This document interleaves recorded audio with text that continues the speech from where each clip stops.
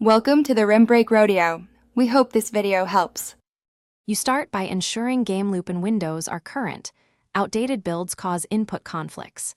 Once updated, close overlays and other emulators because they capture the mouse. Next, run Gameloop as administrator to allow it to grab input properly.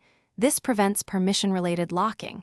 If you use a third-party mouse utility, disable it temporarily so you can test native behavior. These steps eliminate most environment causes and get you ready for deeper configuration changes.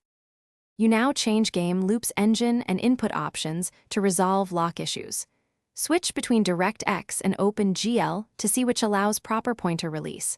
Render mode affects how the emulator hooks input. Then open input settings and toggle capture mouse or lock pointer off and back on. Rebind the right-click or ESC release key to test escape behavior.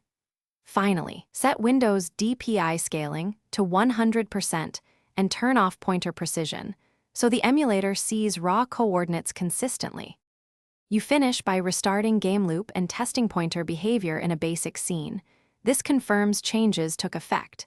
If the problem persists, perform a clean reinstall to reset corrupted input hooks and ensure the emulator isn't layered by leftover files.